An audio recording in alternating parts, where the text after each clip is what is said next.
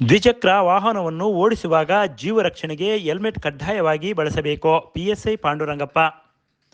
ಮುಂದುವರೆದ ಯುಗದಲ್ಲಿ, ಈ ಆಧುನಿಕ ಯುಗದಲ್ಲಿ ಸಾರ್ವಜನಿಕರಿಗೆ ದ್ವಿಚಕ್ರ ವಾಹನಗಳು ಅನಿವಾರ್ಯವಾಗಿದ್ದು, ವಾಹನ ಓಡಿಸುವಾಗ ಜೀವ ರಕ್ಷಣೆಗಾಗಿ ಹೆಲ್ಮೆಟ್ ಕಡ್ಡಾಯವಾಗಿ ಹಾಕಿಕೊಳ್ಳಬೇಕು ಎಂದು ಮೊಳಕಾಲ್ಮೂರು ಪೊಲೀಸ್ ಠಾಣಾ ಪಿಎಸ್ಐ ಪಾಂಡುರಂಗಪ್ಪ ತಿಳಿಸಿದರು. ಪಟ್ಟಣ ಬಸ್ ನಿಲ್ದಾಣದಲ್ಲಿ ಶುಕ್ರವಾರ ಪೊಲೀಸ್ ಇಲಾಖೆ ವತಿಯಿಂದ ಆಯೋಜಿಸಿದ್ದ ಜಾಗೃತಿ ಕಾರ್ಯಕ್ರಮದಲ್ಲಿ ಸಾರ್ವಜನಿಕರಿಗೆ ತಿಳಿಸಿದರು.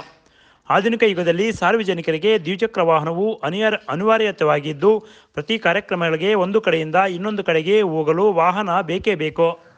ಆದರೆ ನಮ್ಮ ಜೀವ ರಕ್ಷಣೆ ಅನಿವಾರ್ಯತೆ ಅಷ್ಟೇ ಇರುತ್ತದೆ. ಹಾಗಾಗಿ ವಾಹನ ಸವಾರರು ಹೆಲ್ಮೆಟನ್ನು ಕಡ್ಡಾಯವಾಗಿ ಬಳಸಬೇಕು.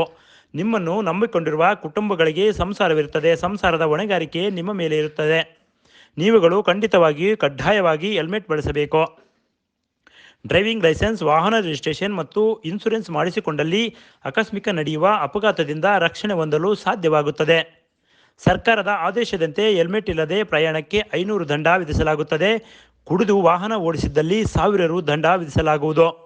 ನಮ್ಮ ತಾಲೂಕಿನ ಎಲ್ಲ ಗ್ರಾಮಗಳಿಗೆ ಆಟೋ ಸೌಲಭ್ಯ ಇದ್ದು, ಆಟೋ ಓಡಿಸುವ ಪ್ರತಿಯೊಬ್ಬ ಡ್ರೈವರ್ ಕಡ್ಡಾಯವಾಗಿ ಲೈಸೆನ್ಸ್, ಗಾಡಿ ರಿಜಿಸ್ಟ್ರೇಷನ್ ದಾಖಲಾತಿ ಹೊಂದಿರಬೇಕು.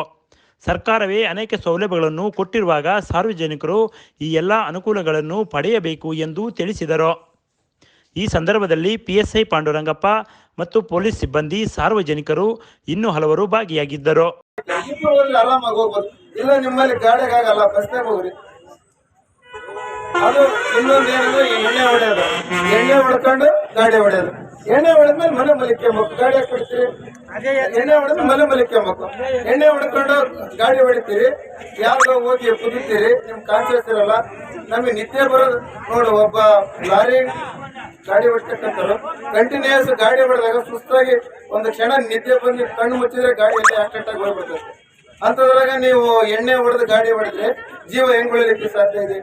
ಸೊ ಹೆಲ್ಮೆಟ್ ಏನಕ್ಕೆ ಹಾಕ್ಬೇಕನ್ನೋದ್ರ ಬಗ್ಗೆ ಒಂದು ಅರಿವು ಮೂಡಿಸ್ತಕ್ಕಂಥ ಕಾರ್ಯಕ್ರಮಕ್ಕಾಗಿ ಒಂದು ಪ್ರಾತ್ಯಕ್ಷಿಕೆ ತೋರಿಸ್ತೀನಿ.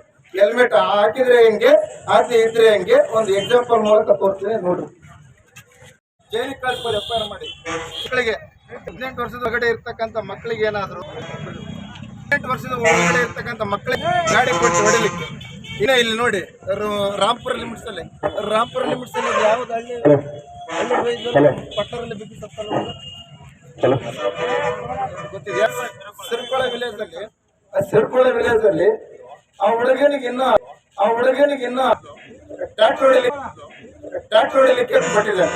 ದಿವಸ ಹೊಡ್ಕೊಂಡು ಹೋಗ್ತಾನೆ, ಅವನ್ನ ಕೆಲಸ ಮಾಡ್ತಾನೆ. ಟ್ರ್ಯಾಕ್ಟರ್ ಕೊಟ್ಟ ಹೋದ, ಏನೋ ಸಣ್ಣ ಸಮಸ್ಯೆ ಬಂತು, ರಿಪೇರಿ ಮಾಡಕ್ಕೆ ಸಿಕ್ಕು ಮಿಷನ್ ಅಲ್ಲಿ ಸಿಕ್ಕು ಅವ್ನು ಸತ್ಕೋದ. ಇರೋದೇ ಒಬ್ಬ ಮಗ, ಗಂಡು ಮಗ. ಇಬ್ಬರು ಹೋಗ್ಲಿ, ಆರಾಮಾಗಿ ಹೋಗ್ಬೋದು. ಇಲ್ಲ ನಿಮ್ಮಲ್ಲಿ ಗಾಡಿಗಾಗಲ್ಲ, ಬಸ್ನಾಗ ಹೋಗ್ರಿ. ಅದು ಇನ್ನೊಂದೇನಂದ್ರೆ ಎಣ್ಣೆ ಹೊಡೆಯೋದು, ಎಣ್ಣೆ ಹೊಡ್ಕೊಂಡು ಗಾಡಿ ಹೊಡೆಯೋದು.